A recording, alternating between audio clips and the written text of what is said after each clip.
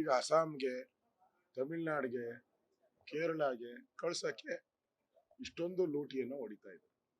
Evidence ಕೊಟ್ಟಿದ್ದೀನಿ. ಲೋಕಾಯುಕ್ತ ಮೇಲೆ complaint ಆಗಿದೆ, ಅವರ ಮೇಲೆ ಆಡಿಯೋಗಳು ರಿಲೀಸ್ ಆಗಿದೆ. ಸ್ವತಃ ಜಿಲ್ಲಾಧಿಕಾರಿನೇ ಹೇಳಿದ್ದಾರೆ, ಅಬ್ಕಾರಿ ಜಿಲ್ಲಾಧಿಕಾರಿ. ಹೌದು, ನಾವು ಮಂತ್ರಿಗಳಿಗೆ ದುಡ್ಡು ಕೊಡಬೇಕು. ಮಂತ್ಲಿ ಪ್ರತಿ ಅಂಗಡಿಯಿಂದನೂ 15,000 20,000 ರೂಪಾಯಿ ಕಲೆಕ್ಟ್ ಮಾಡ್ತಾರೆ. ಅಂದ್ರೆ ಅದೇ ತಿಂಗಳಿಗೆ 300-400 ಕೋಟಿ ರೂಪಾಯಿ ಕಲೆಕ್ಟ್ ಮಾಡ್ತಾರೆ. ಇನ್ನ ಅಬ್ಕಾರಿ ಹೊಸ ಲೈಸೆನ್ಸ್ ಕೊಡಬಾರ್ದು ಅಂತಿದ್ರು ಕೂಡ ಇದುವರೆಗೂ 2,000ಕ್ಕೂ ಹೆಚ್ಚು ಲೈಸೆನ್ಸ್ ಅನ್ನ ಕೊಟ್ಟಿದ್ದಾರೆ.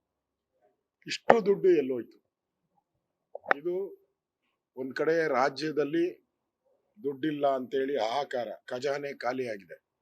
ಇಲ್ಲಿ ಹೆಗ್ಗಣದ ರೀತಿಯಲ್ಲಿ ಸರ್ಕಾರದ ಹಣವನ್ನ ಲೂಟಿ ಹೊಡಿತಾ ಇದ್ದಾರೆ.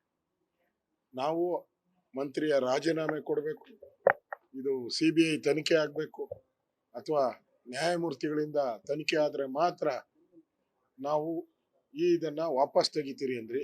ಆದರೆ CM ಅವರು ಡೈರೆಕ್ಟ್ ಆಗಿ ಅವ್ರ ಪರವಾಗಿ ನಿಂತ್ಬಿಟ್ಟಿದ್ದಾರೆ. ನಾನು ಏನು ಕ್ರಮ ತೆಗೆದುಕೊಳ್ಳಲ್ಲ, ಸಾಕ್ಷಿ ಕೊಡಿ ಅಂತಾರೆ. ನಾನು ಕೇಳಿದೆ, ನೀವು ನಮ್ಮೇಲೆ 40% ಅಂತ ಆಪಾದನೆ ಮಾಡಿದ್ರಲ್ಲ, ಅವಾಗ ಏನ್ ಸಾಕ್ಷಿ ಕೊಟ್ಟಿದ್ರಿ?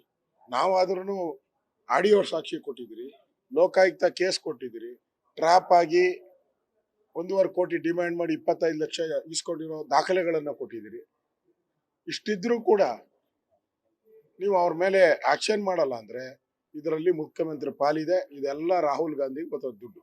ಇಷ್ಟು ದುಡ್ಡುನು ರಾಹುಲ್ ಗಾಂಧಿ ಅವರಿಗೆ, ಅವರ ಕಾಂಗ್ರೆಸ್ ಪಾರ್ಟಿಗೆ ಕಲೆಕ್ಟ್ ಮಾಡಿ ಅವರ ಅಧಿಕಾರವನ್ನು ಉಳಿಸ್ಕೊಳಕ್ಕೋಸ್ಕರ ಮಾಡ್ತಾ ಇರೋವಂತ ಒಂದು ದೊಡ್ಡ ಹಗರಣ. ಅದಕ್ಕೋಸ್ಕರ ನಾವು ಸರ್ಕಾರಕ್ಕೆ, ಮುಖ್ಯಮಂತ್ರಿಗಳಿಗೆ ಅವ್ರು ರಾಜೀನಾಮೆ ತಗೊಂಡ್ರು ಅಂದ್ರೆ ಅವರು ಒಪ್ಪಲಿಲ್ಲ. ಅದಕ್ಕೆ ರಾಜ್ಯದ ಜನಗಳ ಹಿತದೃಷ್ಟಿಯಿಂದ ರಾಜ್ಯದ ಹಣ ಲೂಟಿ ಆಗ್ತಾ ಇದೆ ಅಂತೇಳಿ ನಾವು ಹಗಲು ರಾತ್ರಿ ಧರಣಿ ಮಾಡೋ ಮುಖಾಂತರ ಈ ಸರ್ಕಾರ ಅವರ ರಾಜೀನಾಮೆ ಪಡೆಯೋವರೆಗೂ ನಾವು ಈ ಧರಣಿಯನ್ನ ಹಿಂತೆಗೆದುಕೊಳ್ಳೋಣ. ನ್ಯೂಸ್ ಫಸ್ಟ್, ನಿರ್ಭೀತಿಯಿಂದ ನಿಮ್ಮ ಪರವಾಗಿ.